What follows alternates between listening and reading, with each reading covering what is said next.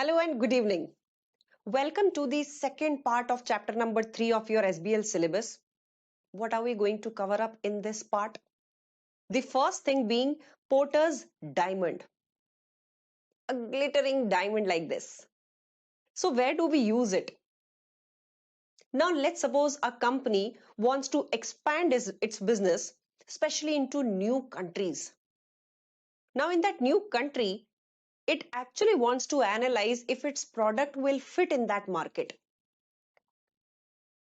For that, will it attain any competitive advantage? Will it become a market leader there?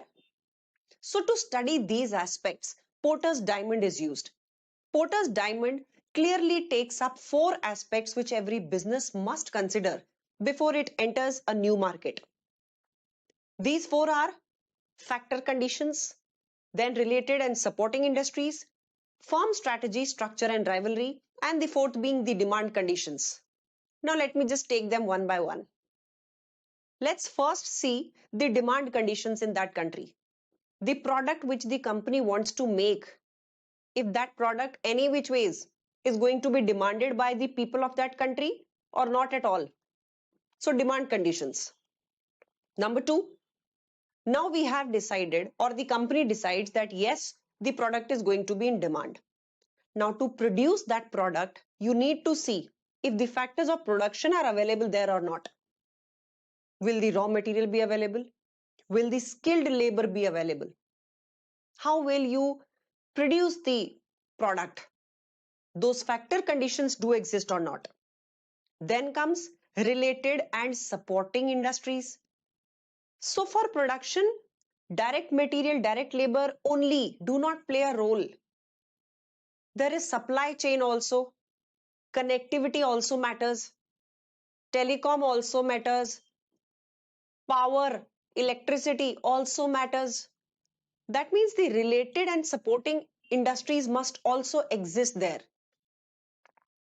If the company keeps on producing and there are no roads to transport the output, then where will they sell it off? How will they sell it off? That means the related and supporting industries must also exist. And then the firm strategy, structure and rivalry. Now the firm must consider its own strategy, the way it works, the ideas it takes up to achieve its objectives, the structure which the company follows, decentralized structure or a centralized structure, what type of a structure the company adopts. And then comes the rivalry. If the market is actually facing cutthroat competition, then it is going to be a tough journey for the firm. Or there is no player in that market, then you are going to get a monopoly there. First comer advantage. So that means these 4 aspects for every business to enter in any new market, these must be considered beforehand. Do the calculation on these and then decide if that market really works for you. Will that market give you a competitive advantage? Then only enter that market. Now let's just go deeper into it. Talking about the firm strategy, structure and rivalry, I'll take a small example of Samsung. So let's suppose Samsung wants to enter the Indian market. So who are the competitors for Samsung? Who are the rivals here? Let's take Samsung phones. So they are LG, Apple, Panasonic, many. Samsung, if it comes into electronic items, then again it is going to compete with all the other brands also, Whirlpool, then Sony, a lot of brands. They are all rivals for Samsung. So the Samsung manufacturing, this team should consider who are your rivals, how much market share they have. Then coming next to the factor conditions. Factor conditions basically means, will the company get enough labor material to produce its output? So this is a news article which just happened in 2022 August 19, as you can see, when Samsung decided to set up the world's largest mobile phone factory in Noida. The factor conditions were there. So it was all ready for Samsung. Coming next to the demand conditions. So Samsung must have seen how the Indian public responds to purchases on electronic items, phones. So whatever Samsung is going to offer in the market, they would actually be interested in knowing the demand conditions also. And then related and supporting industries.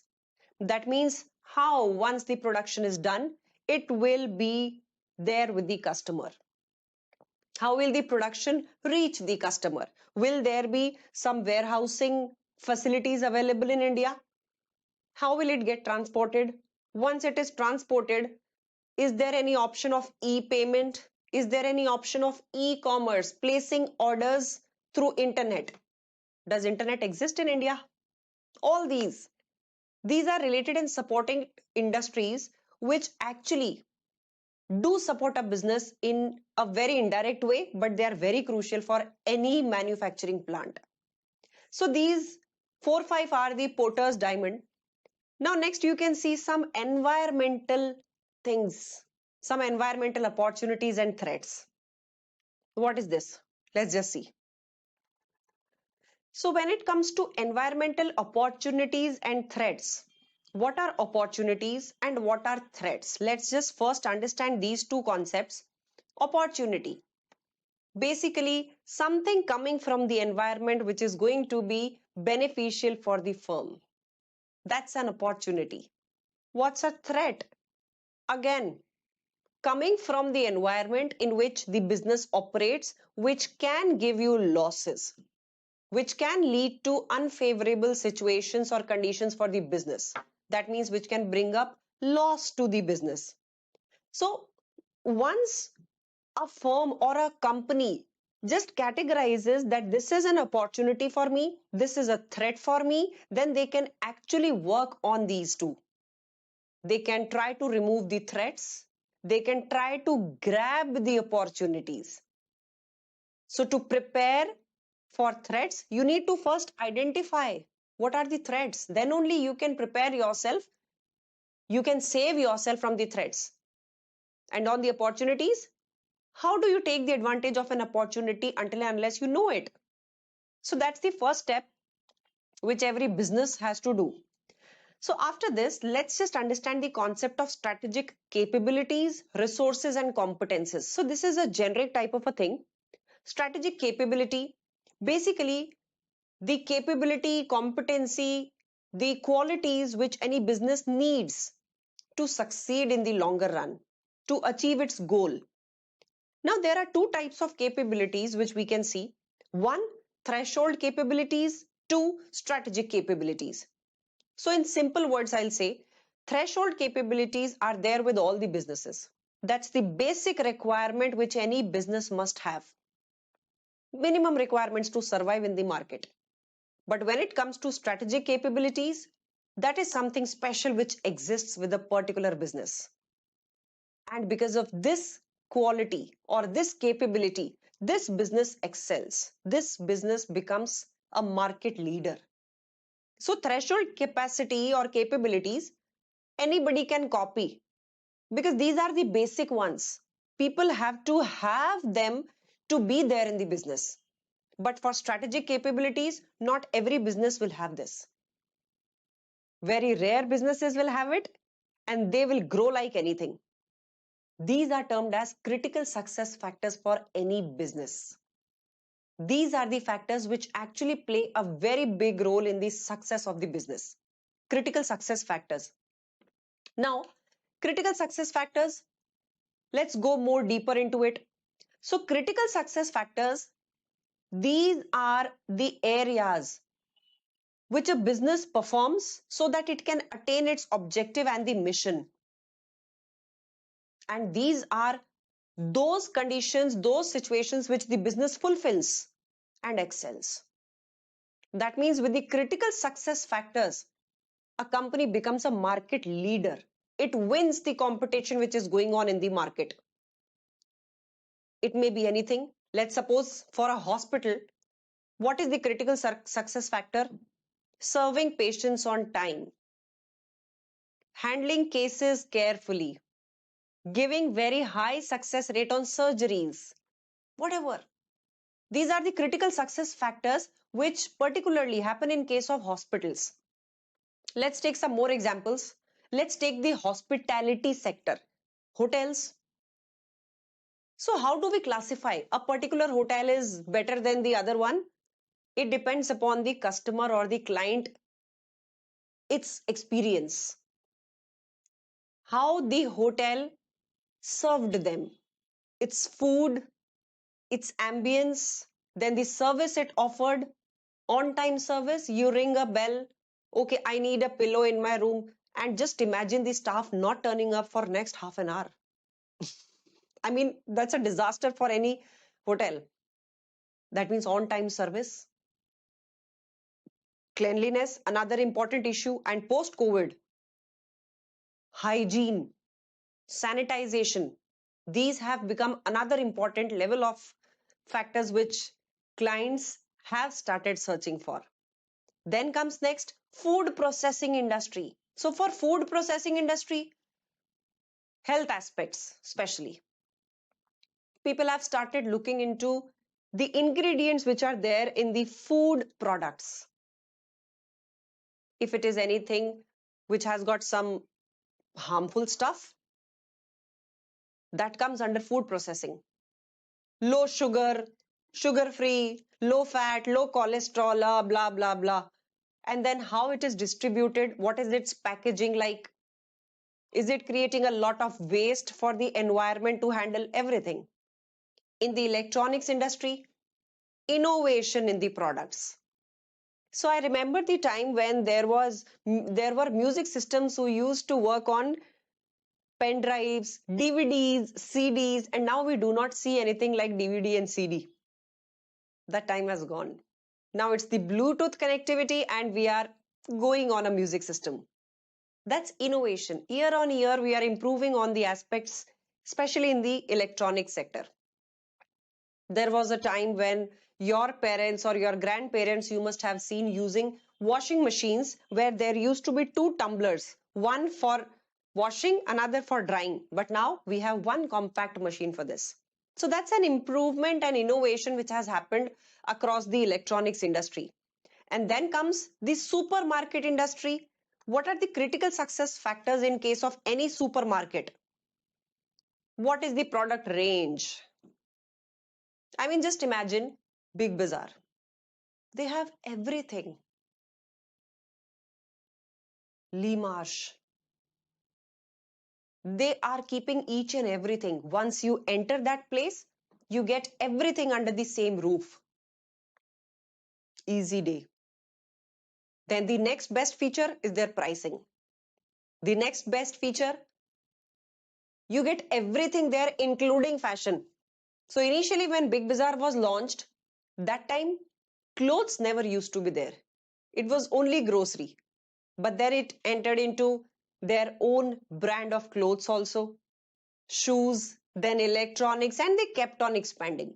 So for any supermarket, you just have to think from the perspective of a customer, and that if you serve, that becomes the critical success factor for the business. Now let's move ahead to studying the critical success factors of this company, ITC. So what do you think? ITC is a company which manufactures these many products. What is the critical success factor for them? Just think. One, it can be quality.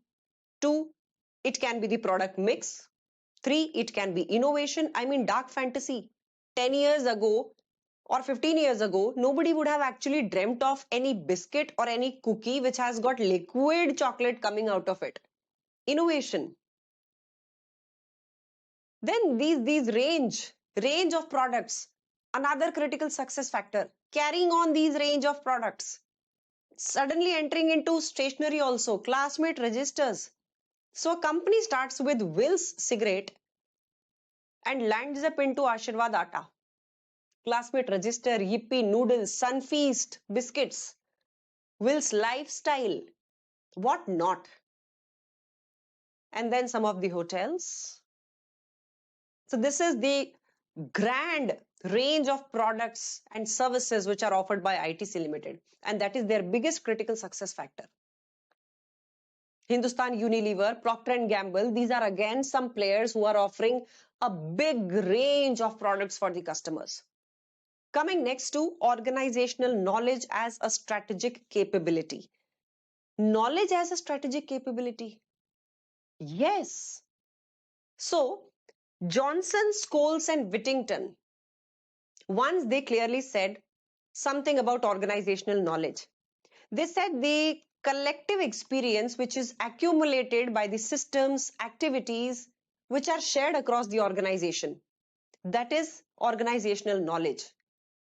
That means people working there, they put the intelligence into the systems, their culture, their processes, and this knowledge which is embedded there that creates the organizational knowledge. So people come up saying, our system, we do it this way, we make it this way. That's the organizational knowledge. That's a result of the people putting in their brains and knowledge into any particular process. Now, some common characteristics of organizational knowledge will be, number one, it is cumulative in nature, means years and years keep on passing and years you keep on increasing the organizational knowledge. It gets accumulated on year basis. Then it is built not overnight. You do not build organizational knowledge overnight. It comes from past experiences, actions of the people, what stand they take up in a particular situation, how they react to problems, everything that is built through past experience and the actions of the people, reactions of the company management. Then the third one, it does not simply follow a learning curve effect. So do not take organizational knowledge as something which follows learning curve. So to brief you and to rewind and flash back, the learning curve concept which came in PM.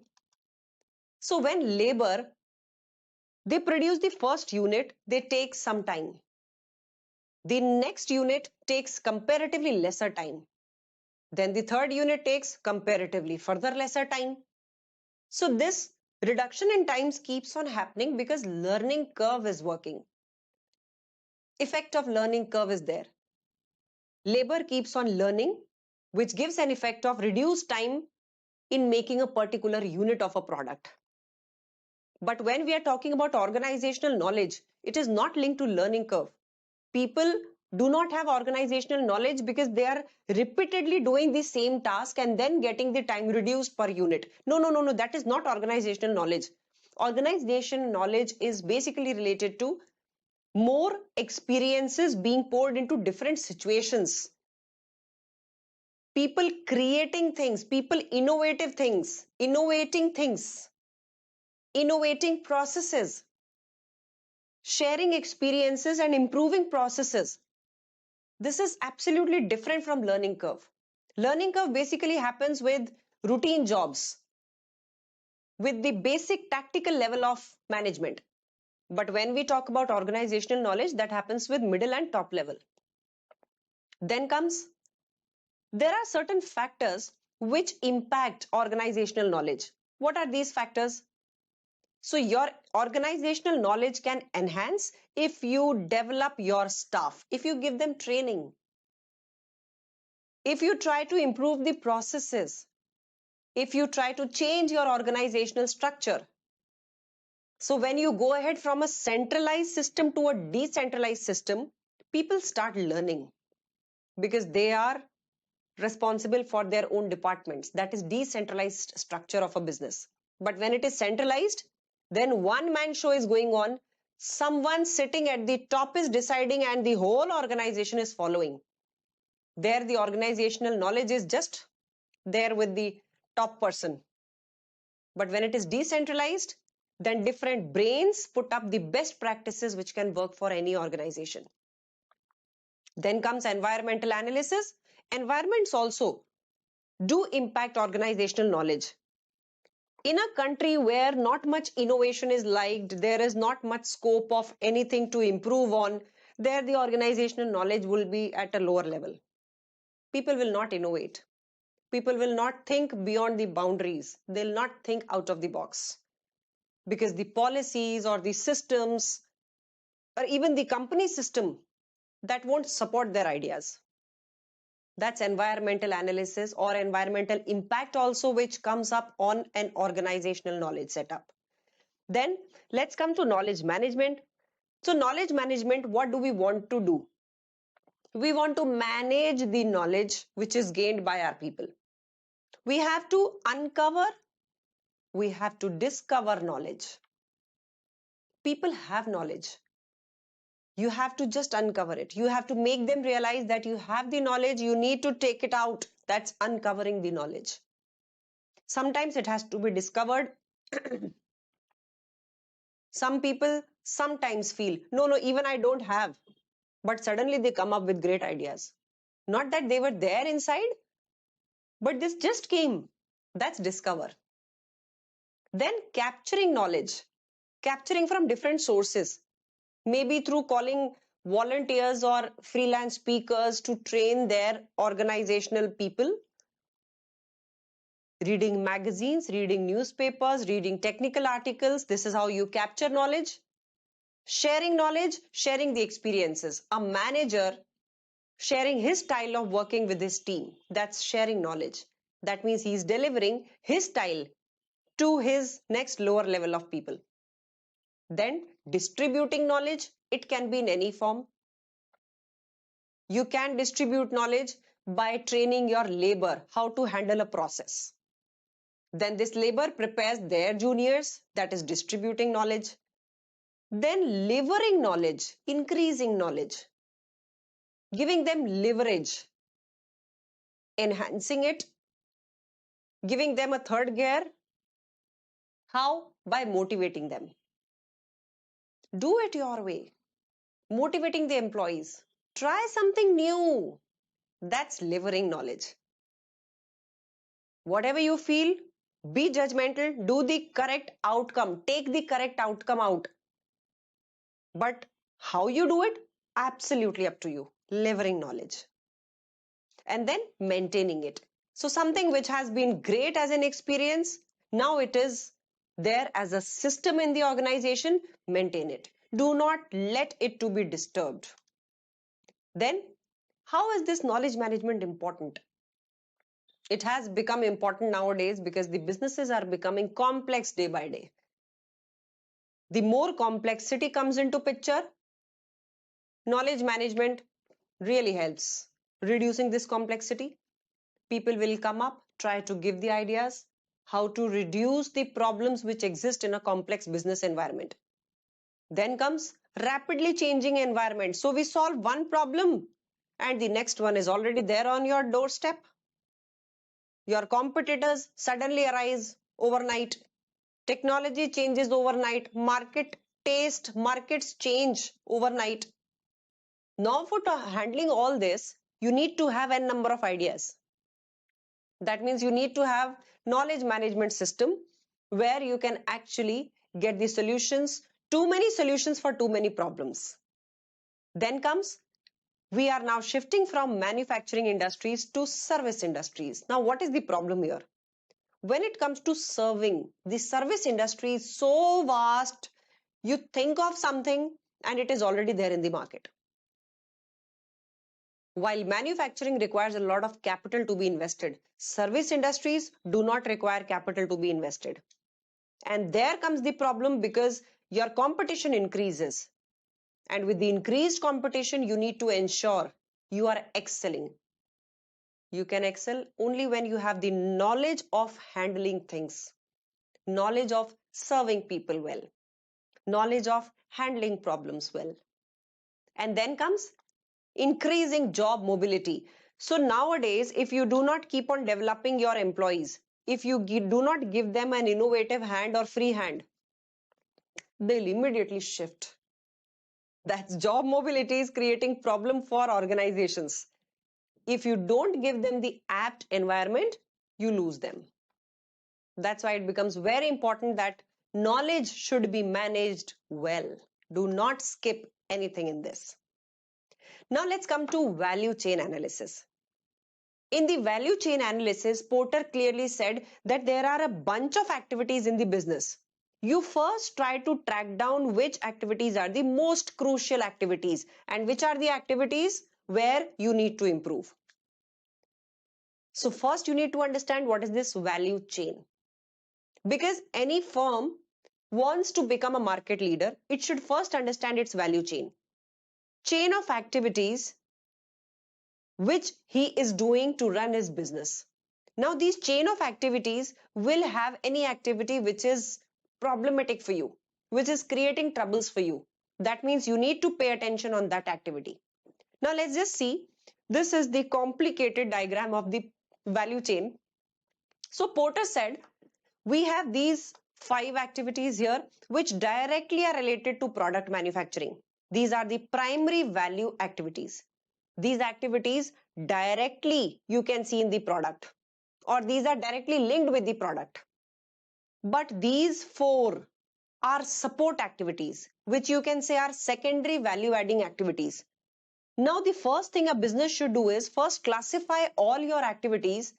What are here, what you do here, what you do here. Then try to find out where you are missing out. Try to improve that. You will find a number of activities here which are just unnecessary. You are just doing because you are doing it. Identify those activities and eliminate them if they are not adding any value to your own system. So that's the first idea. Now let's just go deeper into the Porter's value chain.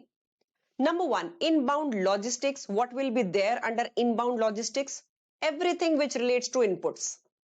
Your material, your labor, everything which you need in the product, which you need to run the production system. Then comes your operations, your system of converting inputs into outputs. How you convert that, how your production is happening. Then comes your outbound logistics. That means now your output is ready. You have to make your output available to the customer. That is outbound logistics. So once the production is done, you need to store it at a place. And once the storage has done, now this has to go to the retail outlets so that it can be sold to the customer. That comes under outbound logistics. What words? Then comes marketing and sales. Before service, let's come to marketing and sales. What amount and what is the method which you are using for marketing? Making more sales. That comes under marketing and sales. And last comes service, which includes 2 aspects basically. Number 1, what is the after sales service you are offering, or what are you offering along with service or sales? What service you are offering along with sales? For example, it can be an AC sale. With AC, you offer AC installation free. That is at the time of sale you are offering, or it can be after sale service. These are services which you offer along with your sale or as a bundle of your sale. Then comes the secondary things, secondary value activities. First thing, firm's infrastructure. So this infrastructure includes both the things. Internally, how the firm is structured. Number 2, the infrastructure, the building, plant and machinery it is using, furniture fittings, all the assets, everything. These do contribute to the long run existence of the business. Then comes HR management, how you are managing your human resources. Are you training them? Are you keeping them happy? Or they are just pissed off of your organization? Then technology development, how your organization uses technology. Is it up to date with the technological advancements, or you are just going abibi with the old systems? Still with the old systems, is it that? Then comes procurement. So procurement is basically purchase, but purchase which is not only purchase of inputs, it is purchase of anything. It can be purchase of insurance policies for the employees. It can be the purchase of microwaves for any store, any food store, Haldirams. It can be kitchen equipment for Haldirams. It can be chairs, furniture, the interior decoration part, purchasing motorcycles for home delivery, whatever purchase. So procurement nowadays is a big deal for businesses because money is involved there. Now let's just see the value chain analysis of McDonald's. Let's see this, how they have or they would have checked their value chain. So when it comes to McDonald's, their inbound logistics means the inputs would include the vegetables which they put in the burger, then milk for cold coffee, then Coke, then tomatoes, onion, everything. So with McDonald's, they actually gain their market, or they actually control the costs by procuring all these, purchasing all these inbound things directly from the manufacturers, farmers. Milk coming from the farms, dairy farms, then burger buns coming from the manufacturer bakeries directly, tomatoes coming directly from the local vendors, Coca-Cola, direct tie-up with the company. So this is how they maintain the cost of their purchases. Coming next on it, operations. So how do they operate? So they have their kitchen where they have fryers, and then they have some sandwich assemblers where they heat up the food and then they serve it to the customer. These are their operations, which also include their how they take orders. I mean, if we go to any takeaway, McDonald's takeaway, you first place an order, then it is processed and an intimation is reached to the kitchen that this is the order which you have to deliver in the next 5 minutes. Then a number is displayed on the screen that this is the number. Once that number displays, that means your order is ready. You go and collect your order. So this is how they operate. These are the operations which we can see as customers even. Now, outbound logistics, how are they selling? What is their packaging? How are they giving their product to the customer? What is the style of distribution? So they are somewhere distributing through home deliveries also. And recently Swiggy and Zomato is also supporting them. So this is how they are distributing their production. Then comes marketing and sales. How do they do their marketing? It can be hoardings, it can be banners, it can be trucks like this. It can be social media campaigns, anything. So McDonald's in India specifically is more on social media. I'm loving it. A lot of things they are doing to reach the youth. Then comes services. What are they giving after sale? They can't give anything after sale. This is food they're giving. So they are giving something with the food. Number one, with the Happy Meal, they have some gifts attached with it. Then they have their cards. These cards, they have got some benefits which are given on certain amount of purchases. These are the services which McDonald's is giving along with the sale. So there is no after sale service. This is with sale they are giving you. Then comes the firm infrastructure. How the company is structured. That is their internal thing. I could not locate it. That's something private for them, confidential. But yes, infrastructure, considering their buildings, considering the assets they have. These are leased assets which they control. This is their infrastructure which supports them in running their business. Then comes the HR management. So basically, McDonald's targets undergrads or just grads who have good communication skills, and they do get a salary here in the stores, and then they become team leads, and then there is a scheme of employee of the month which you can see on their stores also. This is how they are managing their human resources, keeping them happy. A lot of trainings being done for them. Their whole team knows a standard formula and recipe by which a particular food item has to be made, how the processing of orders has to be done, everything. So they train their human resources. Then comes the technology. So recently, Fujitsu, they have associated with McDonald's, where they are digitally transforming all the McDonald's restaurants with some swap cards and kiosks on the restaurants. So that is more digital form of ordering the stuff, looking at the menus and everything. Then comes procurement, purchase.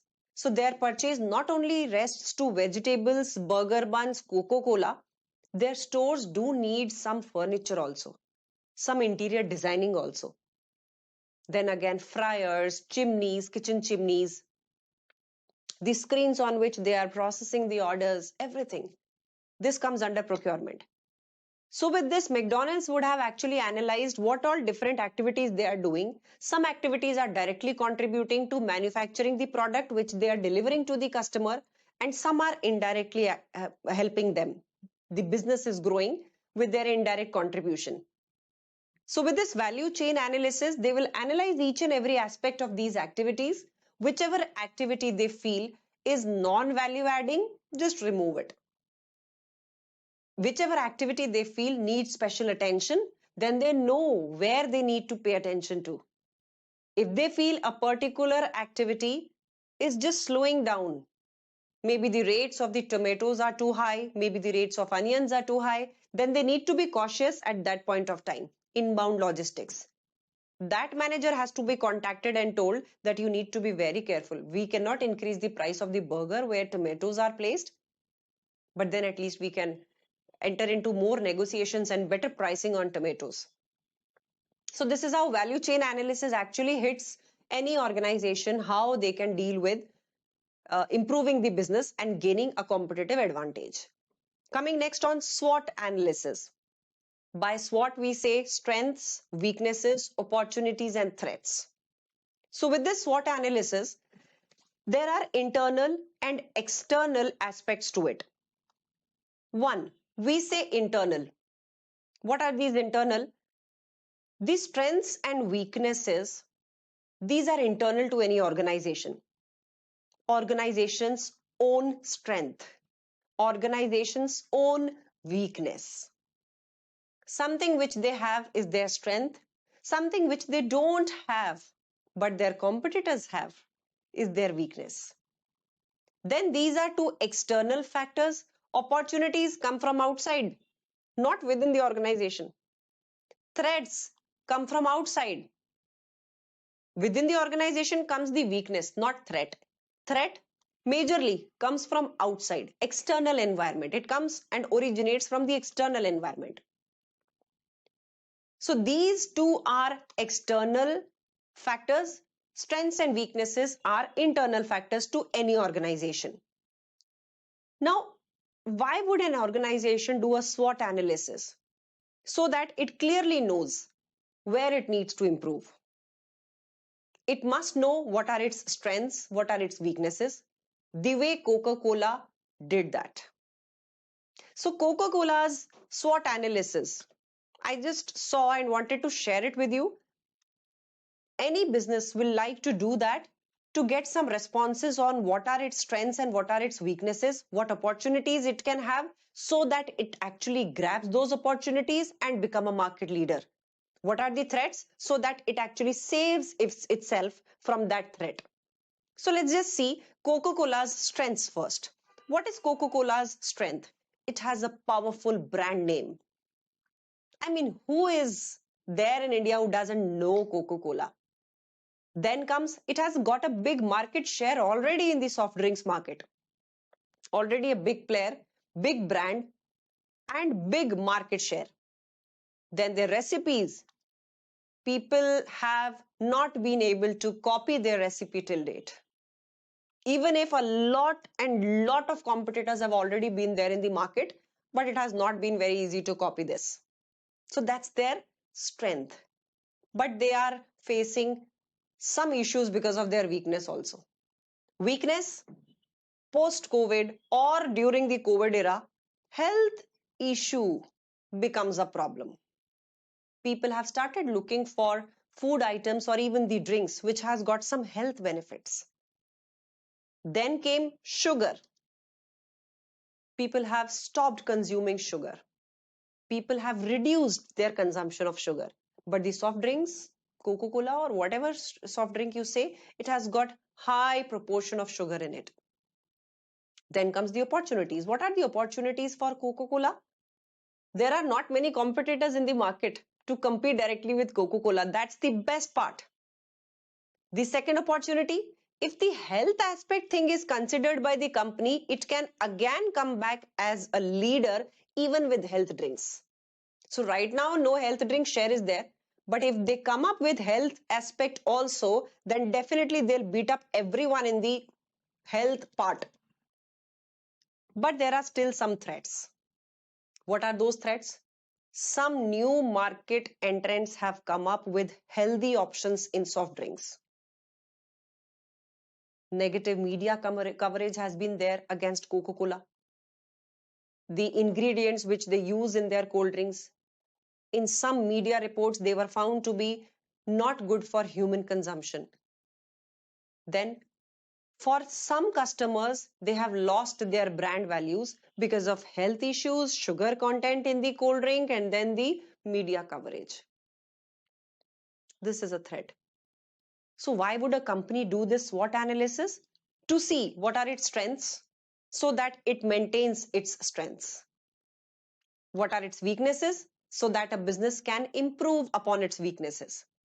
What are the opportunities available to a business so that these opportunities can be grabbed.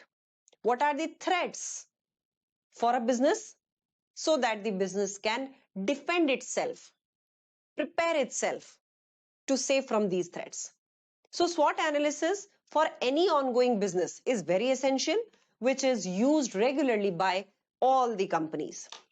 With this, we end chapter number 3. Very nice chapter, very interesting chapter. Now, once it is finished, I'll suggest do read this chapter once from the study text so that the technical language, the examiner's expectations is already built in your mind. So conceptual clarity I have given. On the reading part, you need to once just go through the study text. Just once, no. We'll catch up in the next session for the next chapter. Till that time, take care and goodbye.